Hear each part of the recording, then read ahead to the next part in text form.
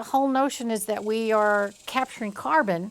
The more green space that we have, the broader the leaf, the more diverse, the more covered the ground is. We're capturing that carbon and we're putting it back into the ground. And so we're doing, as farmers and ranchers, we are doing this service to our globe. I think that in this movement that we see, or this rebirth, or this restoration of interest in agriculture, what we're seeing is an effort not only to grow more food for our globe, but we're also trying to clean it up. And by doing so, by having this diverse ground-covered, soil-covered environment, we're able to take carbon and put it back into the ground where it does work, where it's needed.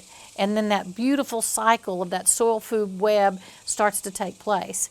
And so we're regenerating then. We're even more than restoring. We're creating more.